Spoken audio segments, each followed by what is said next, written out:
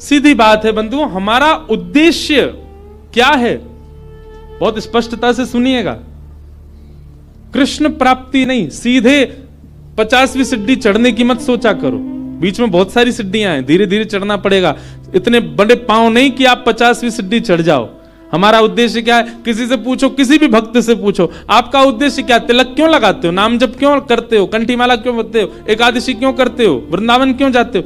हम पे श्री जी की कृपा हो जाए, हमको ठाकुर जी मिल जाए। इतनी जल्दी मिल जाएंगे?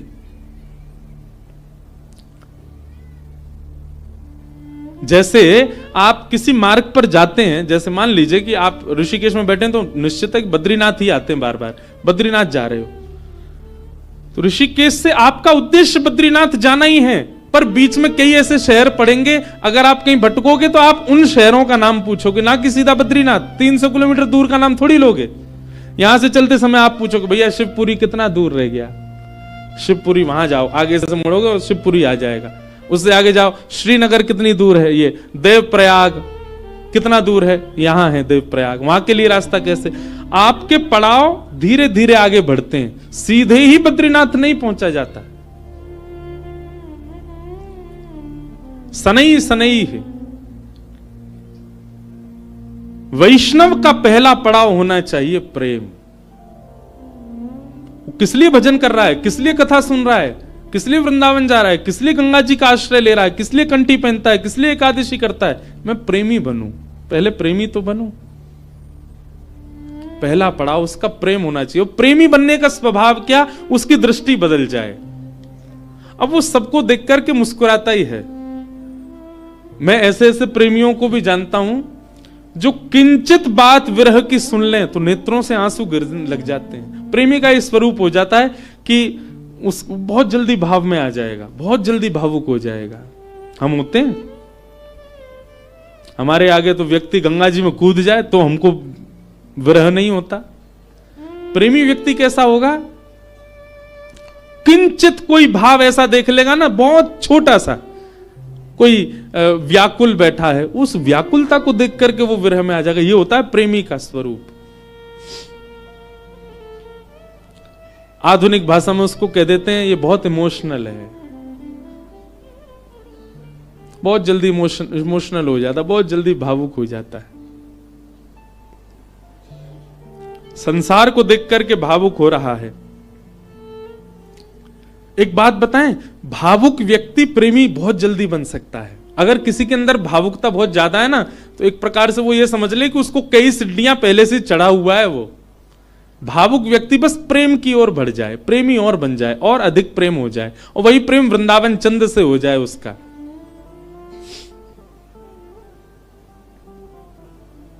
हम कई जगह कथा करने जाते हैं, तो कथा करके जब निकलने लगते हैं ना वापस, 7 दिन पूरे होने के बाद, बहुत लोग भावुक हो जाते हैं। जिनके यहां रुकने का प्रसंग होता है वो लोग भावुक। एक जगह तो बहुत ही भयानक स्थिति हुई, मैं ही घबरा गया। एक जगह कथा थी, अब जगह का नाम तो नहीं लूंगा मैं, तो वहां जो यजमान थे, मुख्य यजमान,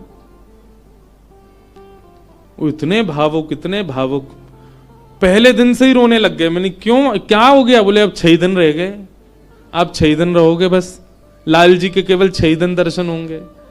दूसरे दिन और रोने लग गए। मैंने कि भैया तुम ऐसे मत करो, अभी तो कथा तो पूरी करनी है हमको। चौथे दिन सबका नाच रहे थे, नंद घन आनंद भयो, जो वो कोने में खड़े होकर रो रहे। बोले क्यों, क्या हो गया? 3 ही दिन रह गए अब बस।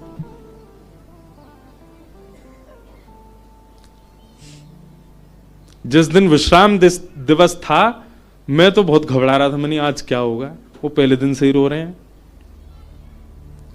वही हुआ। अच्छा, ऐसा और था कि कथा करते ही मुझे एयरपोर्ट जाना था, मेरी फ्लाइट थी। कथा भी मैंने सुबह सुबह की थी 7 बजे से। आरती, विश्राम आरती हो रही थी, और मैं बस ये था कि हे लाल जी कुछ हो नहीं, बहुत भाव में। वही हुआ, आरती करते करते दोनों, पहले तो उनकी गृहिणी मूर्छित होकर गिर पड़ी, बेहोश ही हो गई, और फिर जो उनके पतिदेव थे उनको देख के वो भी हो गए।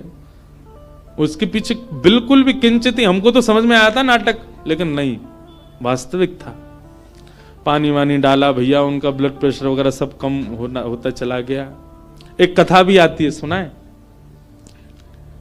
एक महाराष्ट्र के राजा थे। उन राजा का एक ही बात उसके मन में चलती थी कि मेरे नगर में कोई साधु आ जाए, मेरे नगर में कोई संत आ जाए, मेरे नगर में कोई भक्त आ जाए। दुनिया में ऐश्वर्यवान व्यक्ति केवल इसकी प्रतीक्षा करता है कि मेरे पास धन बहुत आ जाए। वो इसकी प्रतीक्षा करते थे कि कोई भक्त, साधु, संत, विरक्त या वैष्णव दंपति या कोई कथा वक्ता कोई आ जाए मेरे नगर में, बस। ऐसी कृपा हुई, अयोध्या से कुछ लोग पंढरपुर दर्शन करने जा रहे थे और उन महात्मा के उन राजा के नगर में आ गए। नगर से होके पंढरपुर का रास्ता था, तो पंढरपुर की ओर जा रहे थे। शाम काल का समय हो गया। राजा को पता चली संतों की टोली आ रही है। वो तो ऐसा और था राजा, वो दूर दूर तक उसने अपने सैनिक लगा रखे थे। बोले आसपास के रस्तों से अगर कोई संत निकल के जा रहे हैं, उनसे भी कहो यहां होके जाएं, हमारे नगर में होके जाएं। ऐसी भगवत प्रीति, भक्त प्रीति भी सबके हृदय में नहीं होती।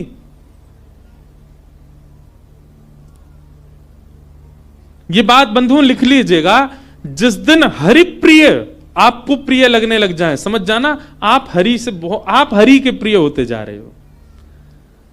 आपको पता चल जाता है व्रज से कोई आया, भले ही आप उसको जानते नहीं, पर आपके मन में उत्साह हो जाता है, हमारे वृंदावन से आए हैं, श्री राधारमण जी के यहां से आए हैं, श्री बिहारी जी के चरणों से आए हैं। भले ही आपका परिचय नहीं, फिर भी आप ब्रज से आए जान करके उनको प्रणाम करने जाओ। ऐसी प्रीति अगर आपके चित्त में है, आप प्रेम की अवस्था में आ चुके हो। हरि से ज्यादा हरिजनों से प्रीति हो तो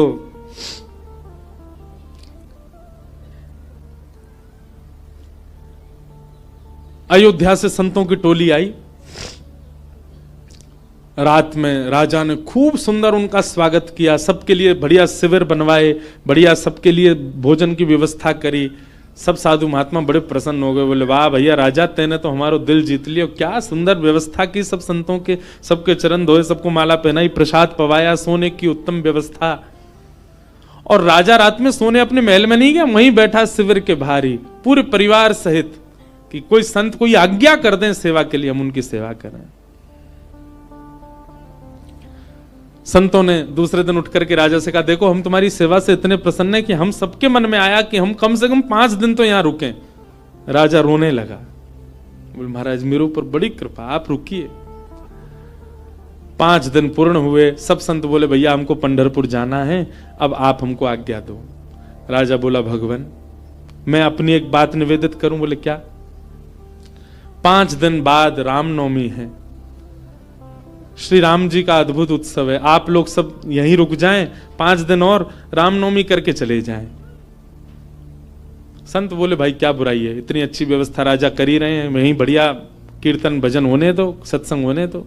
5 दिन रुक गए, सबने रामनवमी करी, अभिषेक किया राम जी का। रामनवमी पूर्ण करके सब अगले दिन संत महापुरुष बोले अब हमको आज्ञा दो, हम लोग सब चलें पंढरपुर। बोले महाराज नेक और रुक जा, हनुमान जयंती और आ रही है, हनुमान जन्मोत्सव, आप सब लोग रुके रहेंगे तो आप सबके सानिध्य में, हमको तो कुछ आता नहीं, हम हनुमान जी का जन्मोत्सव करेंगे। अब वो सेवा इतनी अच्छी कर रखी थी कि कुछ संत तो बेचारे उसके पक्ष में रहते थे, बोले रुक ही जाओ, बढ़िया व्यवस्था तो करी रखी है। रुक गए, हनुमान जन्मोत्सव तक सब लोग रुक गए, सब लोगों ने हनुमान जी का जन्मोत्सव मनाया। संत महापुरुष कहने लगे, बोले भैया अब हमको आज्ञा दे दो, अब हम लोग चलें। बोले महाराज उसके बाद में फिर कोई और उत्सव आ रहा था 15 दिन बाद, उसका नाम ले दिया। बोले वो किए बिना तो आप कैसे जाओगे, कहां आपको व्यवस्था ही नहीं मिलेगी, मेरे यहां हो जाएगा। 15 दिन और रुक गए, फिर जाने लग गए। बोले महाराज गंगा दशहरा आने वाला है, आप सब लोग कहां, गंगा जी तो मिलेंगे, मैं गंगा जल मंगवाऊंगा ना अपने सैनिकों को भेज करके, यहीं आप सब लोगों के लिए सूक्ष्म गंगा प्रकट करवा दूंगा। फिर रुक गए, गंगा दशहरा हो गए। सब करते करते करते महाराज जेठ का महीना निकल गया। कब आए थे? रामनवमी पे आए थे, तब से जेठ आ गई। जेठ के बाद अब फिर जन्माष्टमी राधाष्टमी के उत्सव आ गए। वो उत्सवों के बहाने दे दे करके संतों को रोक लें।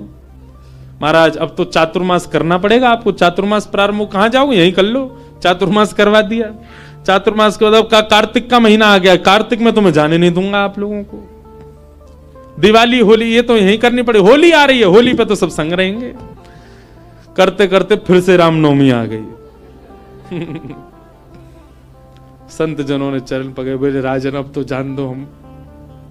संत तो राजा बोले एक काम करो, क्या बाल भोग करके चले जाओ, कुछ नहीं तो सुबह का बाल भोग तो ले लीजिए। बोले ठीक है। अब बाल भोग भाग पा करके तैयार हुए ही थे, बोले बाल भोग पा लिया सब। बोले देखे ना कढ़ाई चढ़ गई है, राजभोग बनना है, राजभोग तो पा जाओ। संत बोले जे नहीं हिलने देगा हमको। बोले देखो ये सब अनादर हो जाएगा, इतनी पूड़ी कचौड़ी सब्जी बन रही है, इनको तो पा जाओ। यहां राजभोग पाने लगे, एक संत ने घूम के देखा तो वहां रात के ब्यारू भोग भी बनने शुरू हो गए थे। बोले ब्यारू करके जाने देगा। अंत तो गत्वा उस राजा की स्थिति ऐसी हो गई, जब संत लोग हट में आ गए कि नहीं हम तो जाएंगे, राजा के यहां से उस क्षेत्र से जैसे ही बाहर निकले, तब तक तो राजा रो रहा था, संतों के जाते ही राजा अचेत हो गया, प्राण निकल गए उसके। मैं संतों के बगैर कैसे रहूं, हम इस स्थिति में हम तो कभी आ ही नहीं सकते। खैर सुन लीजिए बस, हमारे यहां तो 4 दिन रुक जाए तो कब जाएंगे ये बला, बैठ गए हमारे घर में आके। सब तरीके के लोग होते हैं। अब तो लोग हमको बहुत प्रेम करने लग गए, जब हमको कोई जानता नहीं था तब हमने भी ऐसे घरों में रुके हैं। पर सत्य बात है बंधुओं, ठाकुर जी से प्रेम तो सबको हो जाता है, पर हरिजनों से जिसको प्रेम हो जाए समझ जाओ कि उसको ठाकुर जी से, वो अब प्रेम की अवस्था में आ चुका है। जिसको हरिजन प्रिय लगने लग जाए, हरि के जन प्रिय लगने लग जाए। आप लोग किया करो, कभी एयरपोर्ट, रेलवे स्टेशन, कभी अनजान स्थान पर कोई तिलक मात्र लगाया घूम रहा हो, उसको भी जय सिया राम, जय श्री कृष्ण। सामने वाला प्रत्युत्तर में अगर ये पूछ ले भैया कौन, कुछ नहीं आपके माथे पे हमने तिलक देखा, कंठ में हमने तुलसी जी देखी तो हमको लगा कि आप वैष्णव हो इसलिए हमने प्रणाम किया। ऐसा स्वभाव। तो प्रथम गंतव्य ठाकुर जी नहीं होने चाहिए, पहला गंतव्य प्रेम होना चाहिए। हमारे भजन का, हमारे साधन का, हमारी कथा का, हमारे नियमों का, सबका प्रथम पहले किसको प्राप्त करना है कि पहले हम प्रेमी बने। पहले ठाकुर जी नहीं, पहले ठाकुर जी के लायक बनो, और फिर जब लायक बन जाओगे ठाकुर जी को कभी अपने केंद्र बिंदु में मत रखो। एक बात बहुत ध्यान से सुनो, किसी को पाने के लिए आप मत तड़पो, स्वयं को ऐसा बनाओ कि सामने वाला आपको पाने के लिए तड़पे, सामने वाला आपको पाना चाहे।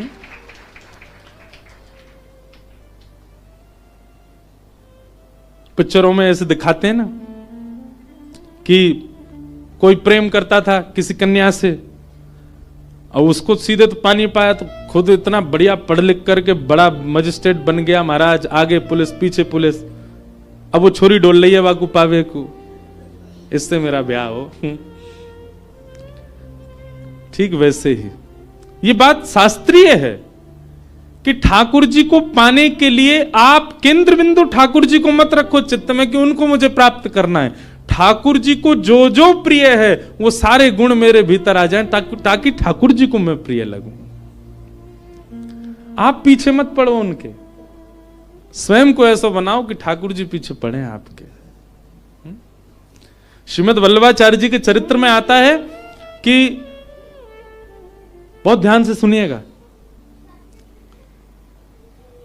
श्रीनाथ जी जब प्रकट हुए ना तो पहले श्रीनाथ जी की भुजा प्रकट हुई, और भुजा प्रकट होने के बाद में सद्दू पानी की गैया रोज जाती थी, अपना संपूर्ण दुग्ध वहीं बहा करके आ जाती थी। तो सद्दू पानी ने देखा मेरी गैया कहां जाती है, जाकर के देखा तो गिरिराज शिला में केवल भुजा निकली हुई है।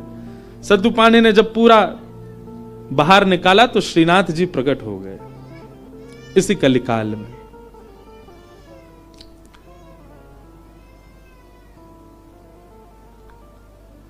तो सद्दू पानी ने ठाकुर जी से प्रार्थना की कि ठाकुर जी आपके लिए क्या लाऊं मैं, आप क्या पाएंगे, क्या व्यंजन लेंगे, क्या भोग प्रसाद लेंगे, आप विश्वास मानेंगे? हमारे श्रीजी बाबा श्रीनाथ जी, उन्होंने कहा, बोले हे सद्दू पाणे, जब तक मेरे श्रीमद वल्लभाचार्य जी नहीं आएंगे तब तक मैं केवल दूध पीऊंगा। ठाकुर जी ने पयोव्रत किया। भक्त भगवान के लिए व्रत करता है, पर ठाकुर जी ने व्रत किया कि जब तक वल्लभाचार्य जी नहीं आएंगे मैं केवल दूध पीऊंगा। श्रीनाथ जी जो आजकल उदयपुर के पास नाथद्वार में विराज रहे हैं, जब ये गिरिराज जी में प्रकट हुए तब की लीला है। इस बार हमारे लाल जी का उत्सव नाथद्वारा में ही है, श्रीनाथ जी में, 11 से 17 जनवरी। बाद में एक अजब कुमारी नाम की एक भक्ता हुई थी, उसके लिए ठाकुर जी उदयपुर चले गए, उदयपुर के पास नाथद्वारा में। प्रकट तो आप गिरिराज जी में ही हुए थे। तो ठाकुर जी कितने वर्षों तक केवल दूध पी करके रहे। एक दिन अपनी समस्त शिष्य मंडलियों के साथ श्रीमद वल्लभाचार्य जी महाराज जब गोवर्धन पधारे, पूरे ब्रज में हल्ला हो गया, कोई बहुत बड़े आचार्य आए हैं। बोले नाम क्या? बोले वल्लभाचार्य। जब ये नाम सद्दू पाणे के कान में पड़ा, ब्रजवासी सद्दू पाणे दौड़े दौड़े गए और वल्लभाचार्य जी के चरणों में निवेदन करके रोने लगे। वल्लभाचार्य जी बोले रो क्यों रहे हो? बोले नाथ, भक्त को व्रत करते देखा है मैंने, पर इस जन्म में मैंने भगवान को व्रत करते हुए भी देखा है। हमारे इस गिरी कंदरा से साक्षात गोवर्धन नाथ जी का स्वरूप श्रीनाथ जी प्रकट हुए। मेरी गैया को दूध नित्य पियो करते, मैंने उनसे निवेदन किया कि आपको कहा भोग धराऊं। समोसे बोले मैं तो दूध ही पीऊंगा। मैंने कि कब तक दूध पियोगे? बोले जब तक वल्लभाचार्य जी नहीं आएंगे तब तक दूध ही पीऊंगा। भक्त ठाकुर की प्रतीक्षा करे ये तो सुनोगे हो, पर ठाकुर भक्त की प्रतीक्षा कर रहे हैं। हे नाथ, मेरी आपसे प्रार्थना, जल्दी मिलो ठाकुर जी से और जल्दी अन्न पवाओ ठाकुर जी को।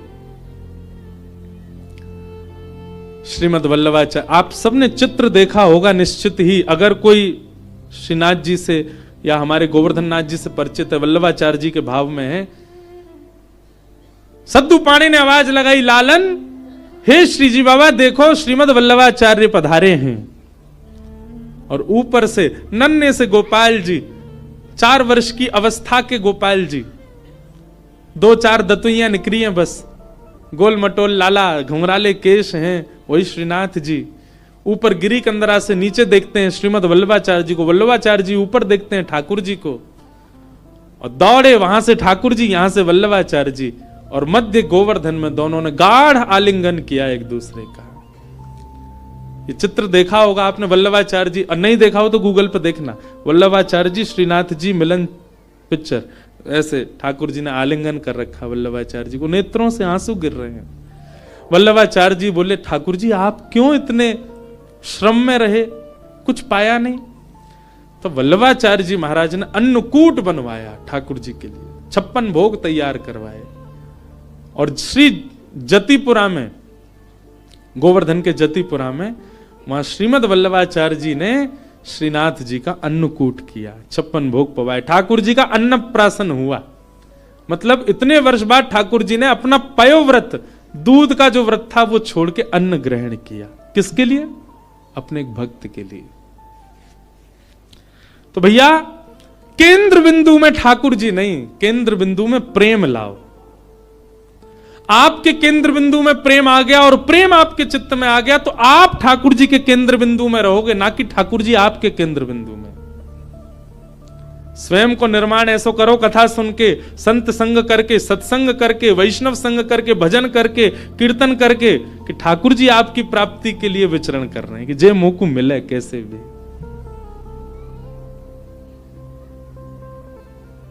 आज से आपके भजन साधन में उद्देश्य भगवत प्राप्ति नहीं, प्रेम की प्राप्ति हो। कि भवतानुदित प्रायम यशो भगवतो मलम ये नैवासौ न तुष्येत मन्ये तद्दर्शनम खिलम। नारद जी महाराज वेद व्यास जी से कहते हैं, व्यास जी आपने भागवत जी की रचना की, उसमें ज्ञान, उसमें वैराग्य उसमें सब कुछ आपने प्रस्तुत किया, पर आपने प्रेम को नहीं प्रस्तुत किया, इसलिए आपका हृदय अशांत है। आपके ग्रंथों को, पुराणों को सुनकर के व्यक्ति धार्मिक बन जाएगा, व्यक्ति वैरागी बन जाएगा, पर आपके ग्रंथों को पढ़ के व्यक्ति प्रेमी नहीं बन पाएगा। इसीलिए आपका हृदय अशांत है, आपको कहीं ना कहीं अपूर्णता लगती है अपनी क्रिया में। इसलिए मेरी प्रार्थना कि अब आप ठाकुर जी के प्रेम स्वभाव का वर्णन करो, जिससे पढ़ने वाला व्यक्ति प्रेमी बन सके। वेद व्यास जी महाराज ने निवेदन किया, उसके लिए मुझे क्या करना पड़ेगा? बोले समाधि लगा करके भगवान के प्रेम स्वरूप का चिंतन करो।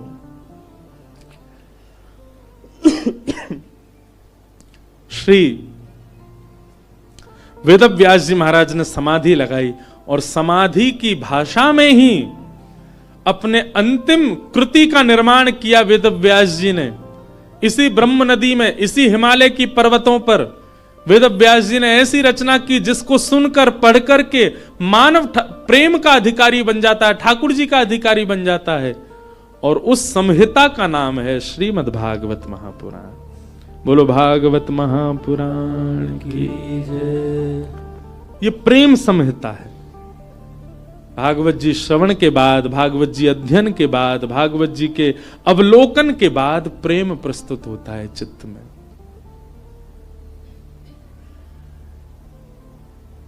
प्रेम। वेद व्यास जी महाराज ने उस प्रेम का भाव लिखा,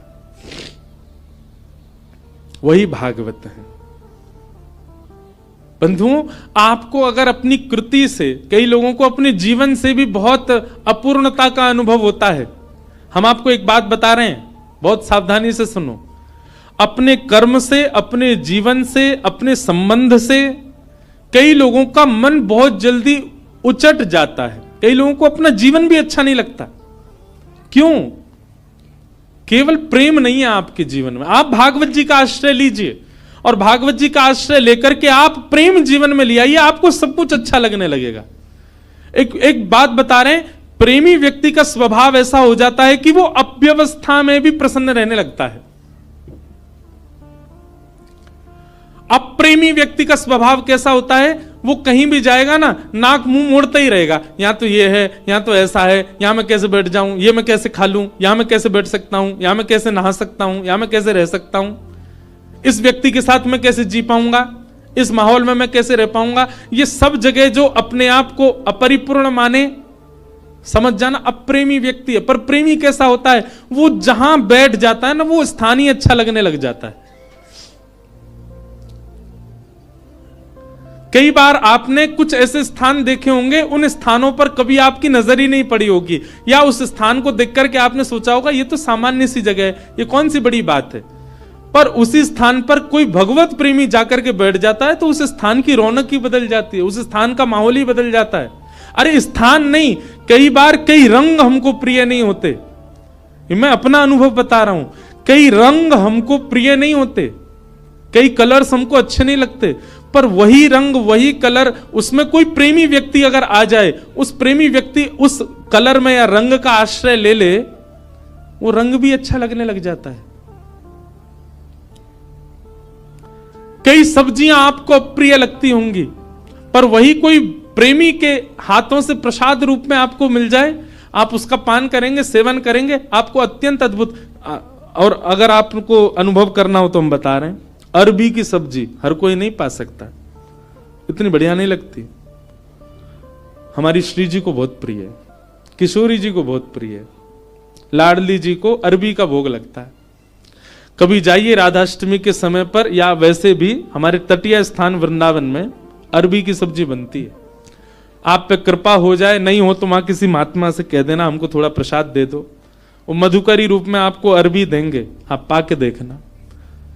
सारे विश्व के जितने भी रस होंगे ना, वो सब रस फीके लगेंगे उसके आगे। क्यों? क्योंकि प्रेम स्थान पर वो निर्मित है, इसलिए उसका स्वाद अद्भुत हो जाता है।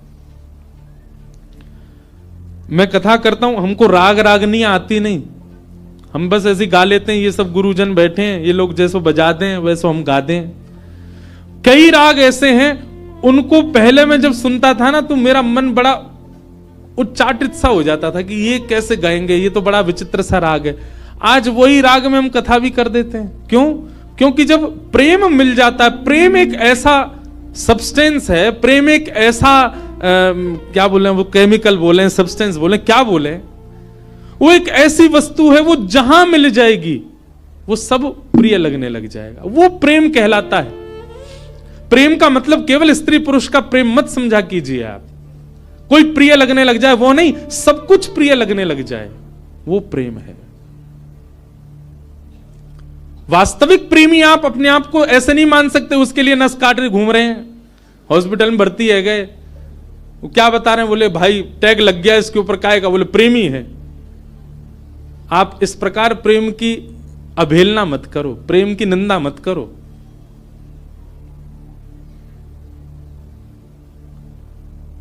गंगा जी पे सब जगह चले जाओ, पहाड़ों में, नदियों में, सब जगह एक पॉइंट होता है, क्या बोल, इसको सुसाइड पॉइंट बोलते। क्यों?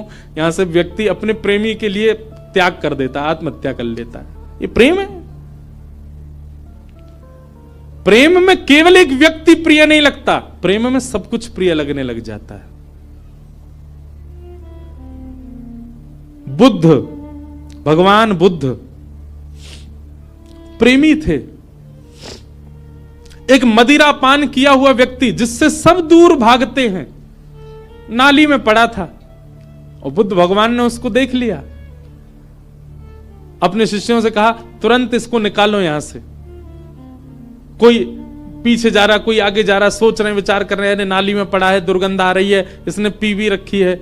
स्वयं भगवान बुद्ध लग गए उसको निकालने में। शिष्यों ने कहा, बोले कि वो एक कुभाव वाला व्यक्ति, मदिरा पान करने वाला व्यक्ति, उसका आचरण शुद्ध नहीं, और आप उसको ऐसे बचाने लग गए, ऐसे उसको संभालने लग गए। तो बुद्ध भगवान बहुत अच्छी बात कहते हैं, तुम साधक क्यों बने हो, तुम भक्ति के पथ पर क्यों चल रहे हो? क्या तुम केवल शुद्ध लोगों से ही मिलोगे, सुधरे हुए लोगों से ही मिलोगे? अरे जो पहले से ही शुद्ध हैं, जो पहले से ही सुधरे हुए हैं, उनके बीच बैठ करके तुमने क्या नया कर दिया? तुम वैष्णव इसलिए बने हो, तुम भक्त इसलिए बने, तुम साधक इसलिए बने, जो अपवित्र हैं उनको पवित्र करने का भाव तुम्हारे चित्त में आए। जो अप्रेमी हैं वो प्रेमी बने, ये भाव स्वभाव तुम्हारा बने। हम इसलिए साधक बने हैं। केवल माला देने वाला व्यक्ति को ही हम पूजें, उसी को ही हृदय से लगावें, ये हमारा स्वभाव है। सबको लगाना है, सबको उस पथ का राही बनाना है, इसलिए हम वैष्णव बने। अंगुलीमाल की कथा सबने सुनी होगी। एक राक्षस था, मानव था पर राक्षस के स्वभाव का था। उस पर्वत पर रहता था, उस पर्वत के आसपास कोई भी मानव उसको दिख जाता था, उसको मार करके उसकी उंगली काट करके अपने गले में माला बना के पहनता था, इसलिए उसका नाम था अंगुलीमाल। इतनी सारी उंगलियों की माला उसने पहन रखी थी, उसका रूप देखते ही भाग जाते थे लोग। भगवान बुद्ध जा रहे थे और जैसे ही मार्ग पर जाने लगे तो एक गांव पड़ा। गांव के लोगों ने कहा, भगवान आप सीधे ना जाकर के थोड़ा दाएं होकर के जाइएगा। क्यों? सीधे जाएंगे तो आगे एक पर्वत पर अंगुली माल रहता है, वो लोगों को मार के उनकी उंगली काट के अपने गले में पहन लेता है। भगवान बुद्ध बोले उसके पीछे कारण, बोले वो अपना बल बताना चाहता है, देखो मैंने इतने लोग मार दिए, इतनी उंगलियां मत, इतने लोग, इतना बल है मेरे पास।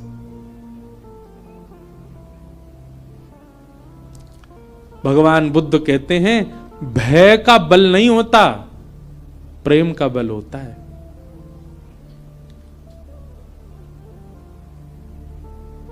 भय से जो अपने बल को आपके चित्त में प्रतिष्ठित करे वो बहुत लंबे समय तक नहीं रह सकता, लेकिन प्रेम से अपने आप को आपके चित्त में जो अवस्थित करे वो मरते दम तक आपके चित्त में रहेगा। मानस जी में एक बहुत अच्छी लीला आती है कि राम जी वन में विचरण करते थे और जब भूख लगती थी ना तो किसी के यहां से, किसी के घर से या किसी नगर से लक्ष्मण जी सामग्री ले आते थे, जानकी जी बनाती, राम जी पाते थे। लेकिन ऐसा वर्णन आता है कि कई बार लक्ष्मण जी को सामग्री नहीं मिली, और वनवासी थे तो उनके पास धन भी नहीं था कि भाई दे के ले लें। तो राम जी जाते थे सामग्री लेने के लिए, और राम जी जब जाते थे तो सामग्री लेके ही आते थे। तो फिर मानस जी में तुलसीदास जी वर्णन करते हैं कि राम जी ऐसा क्या दे के आते थे कि लोग सामग्री देने को राजी हो जाते थे। राम जी के पास कुछ था तो था नहीं, ना तो धन था, ना वैभव था, ना कुछ रुपया थे, क्या देते थे राम जी। तो मानस जी में श्री गोस्वामी जी वर्णन करते हैं कि राम जी जब कुछ सामग्री लेते थे, या सामग्री लेते भी थे, या फिर कई बार सीता जी बड़ी रसोई बनाती हैं और संतों को पवाते, संतों को पवाने के बाद दक्षिणा देनी होती है, तो ये दक्षिणा के आदान प्रदान पर या सामग्री के आदान प्रदान पर राम जी क्या देते थे। तो गोस्वामी जी वर्णन करते हैं, बोले कुछ नहीं, राम जी मंद मंद मुस्कुरा देते थे, उनकी मुस्कान ही सबसे बड़ी दक्षिणा थी। उसको लेकर के व्यक्ति कहते तुम तो भैया सब कुछ ले जाओ हमारा, बस ये मुस्कुराते रहो, तुम्हारी मुस्कान ही सब बढ़िया। मतलब संतों को प्रसाद पवा के राम जी सामने बैठ करके दक्षिणा रूप में मुस्का देते थे। संत बोलते बस मिल गई हमारी दक्षिणा। जहां जहां से सामग्री लाते वहां मुस्का देते थे। प्रेम, और वो प्रेम का बल ऐसा व्यवस्थित किया राम जी ने कि मरते दम तक कोई नहीं भूल पाया। और रावण का भी बल प्रतिष्ठित था, पर रावण का भय का बल था। बल भय का नहीं होता, बल प्रेम का होता है।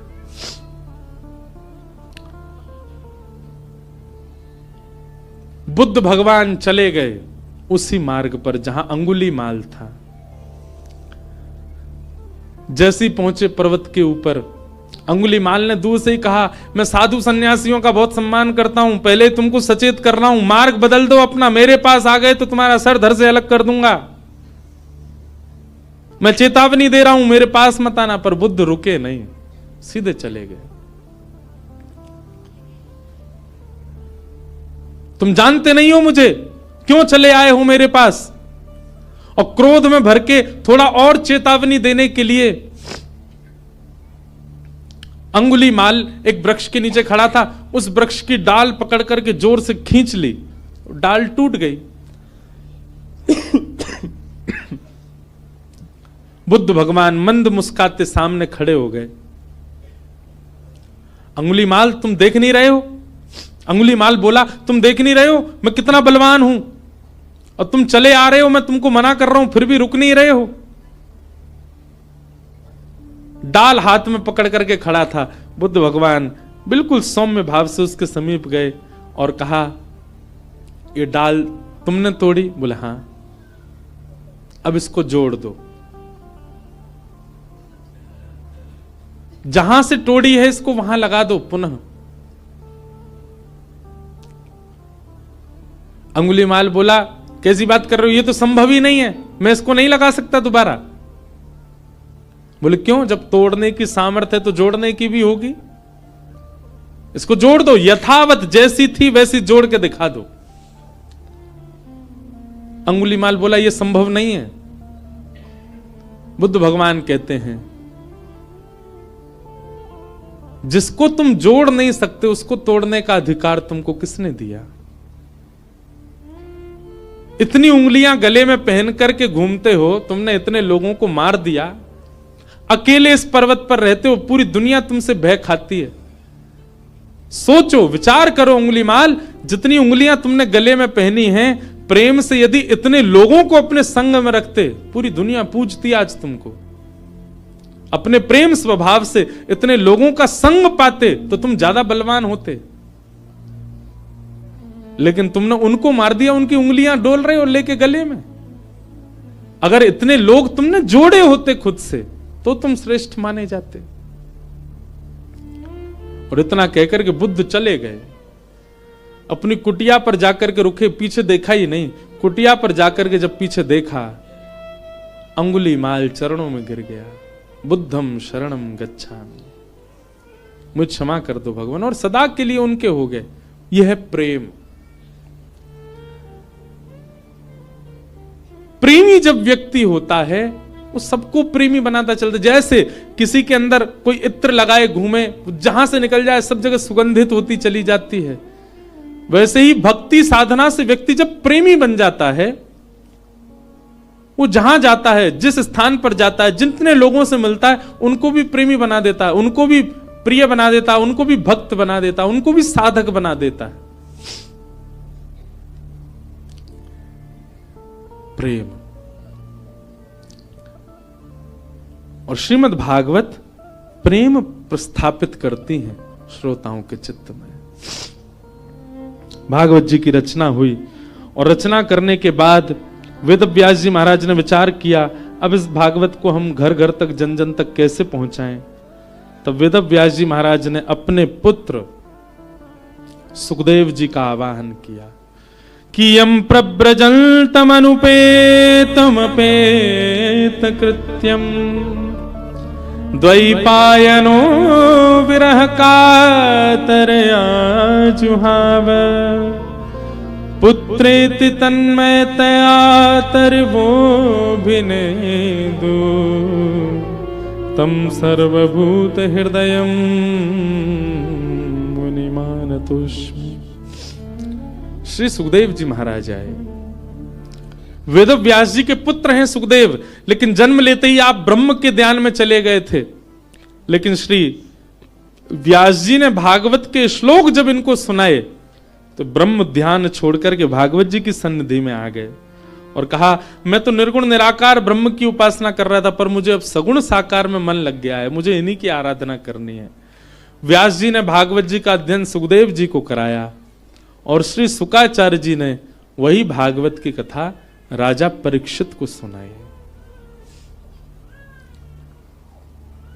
पूछा गया, राजा परीक्षित कौन है? राजा परीक्षित के विषय में हमको थोड़ा बताओ। इनको 7 दिन में मरने का श्राप क्यों लगा, इनके बारे में थोड़ी हमें जानकारी दो।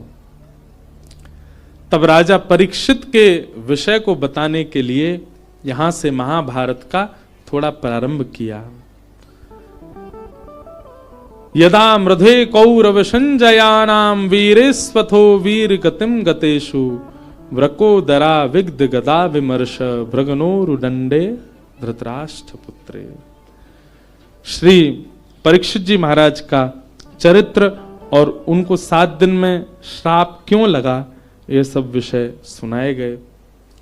अब इस विषय में अगर प्रवेश करें तो पूरा महाभारत का प्रसंग कहना पड़े, इसलिए कल बंधुओं ठाकुर जी का जन्मोत्सव है कथा में, क्योंकि कल चतुर्थ दिवस है।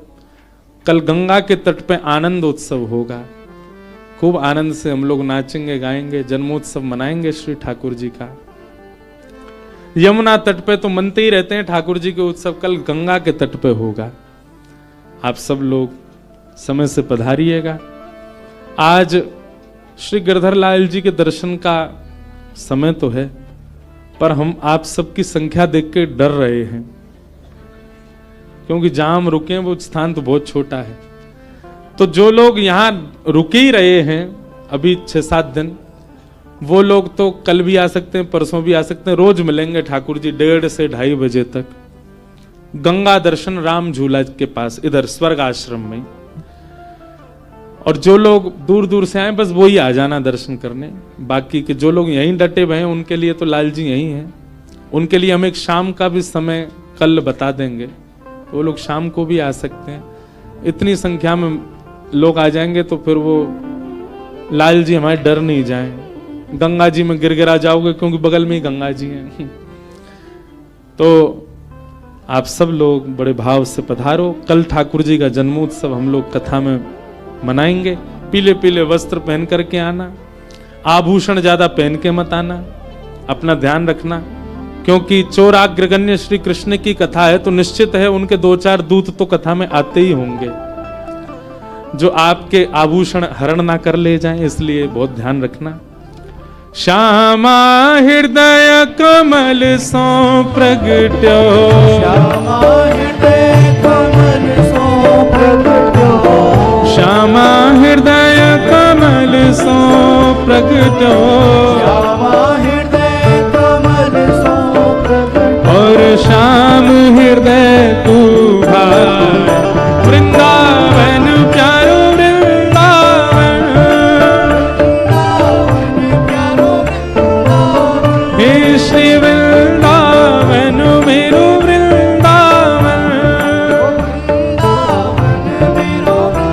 आज ये पद पूरा गाएंगे, जिनको याद हो संग गाइए। और सुनो भैया, जो लोग भी लाल जी के दर्शन करवे जामे, उनसे हमारी प्रार्थना, तुमको अपनी खुद की सौगंध है, हमारे लाल जी से कुछ संसार मत मांगियो, लाल जी से केवल एक ही बात मांगियो, हे लाल जी आप सदा प्रसन्न रहो, आप सदा आनंद में रहो, हम अपने कर्म भोग लेंगे, आप हमको कुछ मत दो।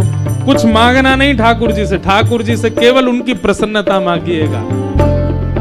हे सब सुख सागर रूप उजागर रहे वृंदावन धाम, सब सुख सागर रूप उजागर रहे वृंदावन धाम। हे सब सुख सागर रूप उजागर रहे वृंदावन धाम, सब सुख सागर रूप उजागर रहे वृंदावन धाम। ओ रूप गोस्वामी प्रगट कियो जहाँ, रूप गोस्वामी प्रगट कियो श्री रूप गोस्वामी प्रगट कियो जहाँ, रूप गोस्वामी प्रगट कियो राधा गोविंद रूप निधान, वृंदावन प्यारो वृंदावन। देखो इतनी संख्या में लोग हो, फिर भी स्वर नहीं निकल रहा आप लोगों का। अरे भाव से गाओ, उच्च स्वर में गाओ, वृंदावन मेरो वृंदावन, हे श्री वृंदावन मेरो वृंदावन। रूप गोस्वामी प्रगट कियो जहाँ, रूप गोस्वामी प्रगट कियो राधा गोविंद रूप निधान, वृंदावन प्यारो वृंदावन, हे श्री वृंदावन मेरो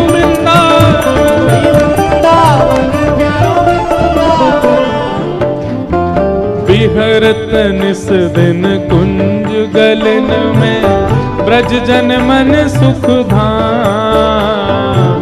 विहरत निस दिन कुंज गलन में, ब्रज जन मन सुख धाम। हाँ प्यारो ब्रज जन मन सुख धाम, प्यारो ब्रज जन मन सुख धाम। हे मदन मोहन को रूप निरख के, मदन मोहन को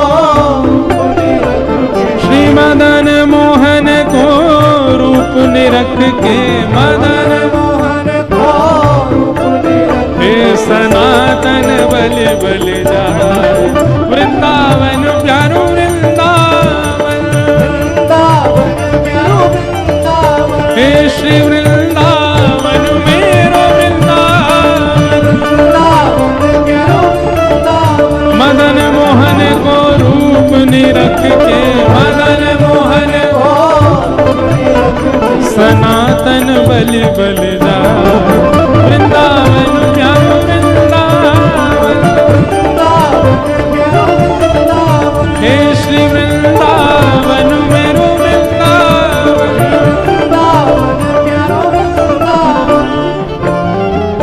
गोपी ग्वाल सब ही और धारे, प्यारो गोपी नाम, गोपी ग्वाल सब ही और धारे, प्यारो गोपी नाथ। हाँ प्यारो प्यारो गोपीनाथ, प्यारो प्यारो गोपी नाथ। हे मधु पंडित जिन कंठ लगायो, मधु पंडित जिन कंठ लगायो, श्री मधु पंडित जिन कंठ लगायो, मधु पंडित जिन कंठ लगायो। ओ जहाँ है रही जय जयकार, वृंदावन मेरो वृंदावन, वृंदावन मेरो वृंदावन। हे श्री वृंदावन प्यारो वृंदावन। वृंदावन प्यारो वृंदावन। मधु पंडित जिन कंठ लगाओ, मधु पंडित और है रही जय जयकार,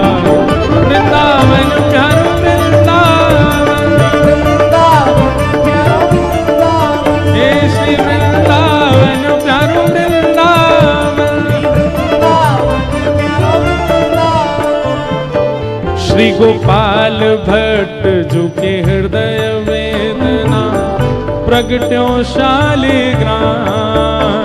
गोपाल भट्ट झुकी हृदय वेदना प्रगट्यो शालिग्राम। श्री गोपाल भट्ट झुके हृदय वेदना प्रगट्यो शालिग्राम। गोपाल भट्ट झुकी हृदय वेदना प्रगट्यो शालिग्राम। हे रूप सुधा को खान हमारो, रूप सुधा को खान हमारा, रूप सुधा को खान हमारो, सुधा को खान हमारा। श्री वृंदावन में सबते प्यारो, वृंदावन में सबके प्यारे। हे श्री राधा रमण जुलाल, वृंदावन मेरो वृंदावन, वृंदावन प्यारो वृंदावन। हे श्री वृंदावन मेरो वृंदावन। वृंदावन मेरो वृंदावन। रूप सुधा को खान हमारो, सुधा को खान हमारा। श्री वृंदावन में सब तेना, वृंदावन में सबके न्यारो। श्री राधा रमण जुलाल, वृंदावन प्यारो वृंदावन। वृंदावन प्यारो वृंदावन। हे श्री वृंदावन मेरो वृंदावन।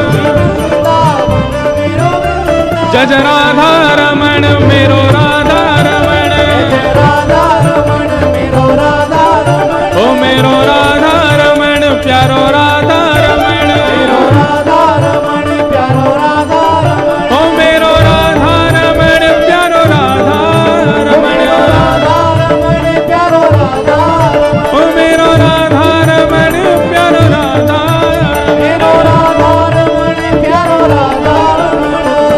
आतुर हित हरि वंश पुकारो, श्री राधा राधा नाम। आतुर हित हरि वंश पुकारो राधा राधा। अभी यहाँ कथा 12 को विश्राम करके श्री वृंदावन के मदन टेर में 14 तारीख को सुबह 9 बजे से श्री हितरवंश महाप्रभु का चरित्र हम एक दिन सुनाएंगे। जो लोग भी वृंदावन पहुंच रहे हो 14 तारीख को मदन टेर आना, जहां श्री राधा वल्लभ जी पहली बार विराजे वृंदावन आकर के। मदन टेर यमुना तट आयो, मदन टेर यमुना तट आयो। सघन कुंज वृंदावन आयो। सघन कुंज वृंदावन आयो। हे मदन टेर यमुना तट आयो, मदन टेर यमुना तट आयो। सघन कुंज वृंदावन आयो। सघन कुंज भुजा उठा के वृंदावन आयो। ओ प्यारो राधा वल्लभ लाल, वृंदावन मेरो वृंदावन। वृंदावन मेरो वृंदावन। हे श्री वृंदावन मेरो वृंदावन। वृंदावन मेरो वृंदावन। सघन कुंज यमुना तट आयो, सघन कुंज यमुना तट आयो। मदन टेर वृंदावन आयो, मदन टेर वृंदावन आयो। ओ प्यारो राधा वल्लभ लाल, वृंदावन मेरो वृंदावन। वृंदावन मेरो वृंदावन। हे श्री वृंदावन प्यारो वृंदावन। श्री वृंदावन प्यारो वृंदावन। जुगल किशोर को लाड़ लड़ायो, नवल कुंज ही अमान। जुगल किशोर को लाड़ लड़ायो। नवल कुंज ही मान। हे कुंजन कुंजन की रज धारे, कुंजन कुंजन की रज धारे। कुंजन कुंजन की रज धारे। कुंजन कुंजन की रज धारे। ओ हरि व्यास युगल यशोदा, वृंदावन मेरो वृंदावन। वृंदावन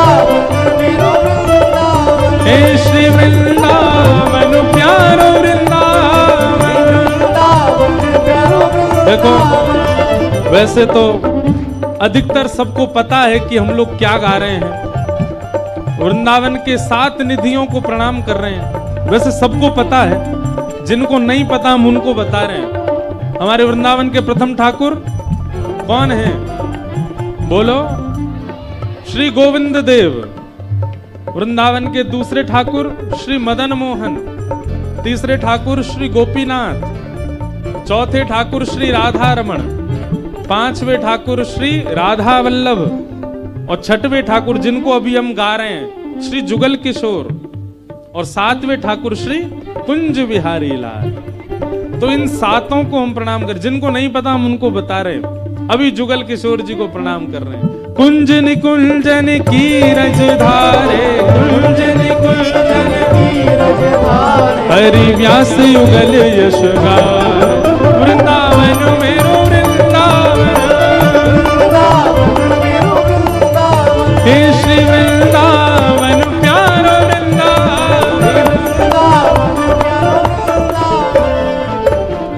हमारे ब्रज वृंदावन के 7वें ठाकुर जिनके जन्मोत्सव पर इस कथा का प्रारंभ हुआ, बोलो वृंदावन बिहारी लाल।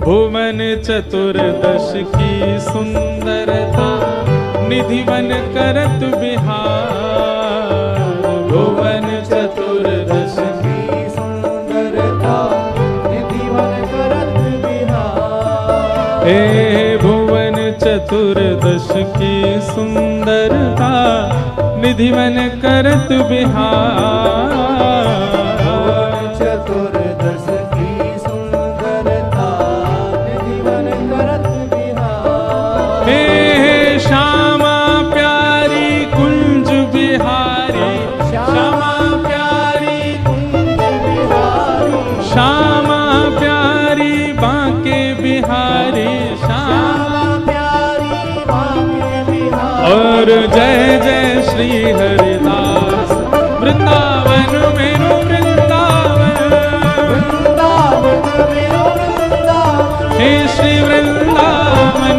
प्यारो वृंदावन, वृंदावन प्यारो वृंदावन, श्यामा प्यारी कुंज बिहारी, श्यामा प्यारी कुंज बिहारी। और जय जय श्री हरिदास, वृंदावन मेरो वृंदावन, वृंदावन मेरो वृंदावन, हे श्री वृंदावन मेरो वृंदावन, वृंदावन मेरो वृंदावन।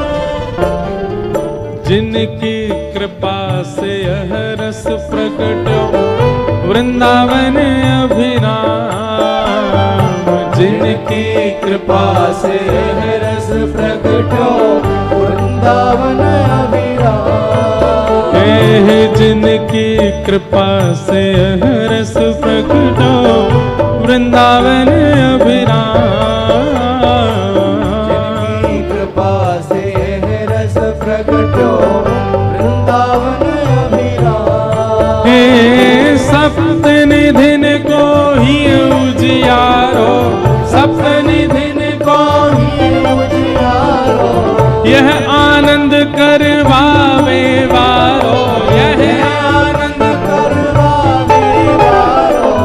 इंद्र ईश इंद्रेश दुलारो, इंद्र ईश इंद्रेश दुलारो, हम सबको मिलवावे वारो, हम सबको भुजा उठा के हमारो गिरधर लाल, वृंदावन प्यारो वृंदावन, वृंदावन प्यारो वृंदावन, हे श्री वृंदावन मेरो वृंदावन, वृंदावन मेरो वृंदावन। यह आनंद करवावे वारो, यह आनंद करवावे वारो, हम सबको मिलवावे वारो, सबको मिलवावे वारो, हे हमारो गिरधर लाल, वृंदावन प्यारो वृंदावन, वृंदावन प्यारो वृंदावन, हे श्री वृंदावन मेरो वृंदावन, वृंदावन मेरो वृंदावन। भुजा उठाओ दोनों और लगाओ ताकत पूरी।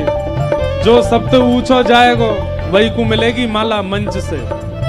जय राधे राधे श्री राधे राधे जय राधे राधे श्री राधे राधे जय राधे राधे श्री राधे राधे। यहाँ वो सबसे पीछे लाला वो लगे लंबो ही दिखे। हाँ आ जाओ आपके बगल वाले। हाँ आप आओ जो उछले थे अभी लास्ट में। नहीं वो पीछे आ रहे हैं। हाँ इनको आने दो, ये पीछे जो आ रहे हैं पतले से। हाँ इन्हीं को बुला। जय और ये लाली छोटी वाली आओ।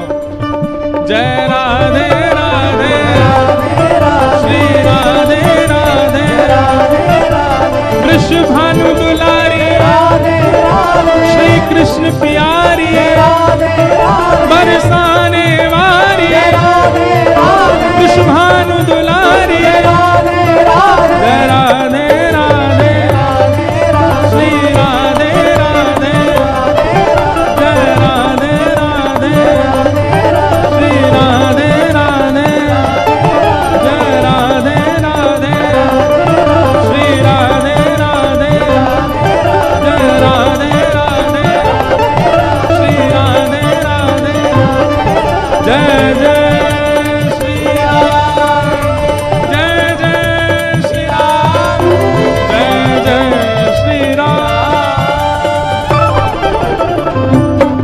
वृंदावन बिहारी लाल की। नेक जोड़ते बोलो गर्मी आवेगी। बोल वृंदावन बिहारी लाल की। श्री राधा रमण लाल की। श्री राधा वल्लभ लाल की। पूछरी के लौठा की हुप हुप प्यारे। क्या बात है बंसी वारे श्याम।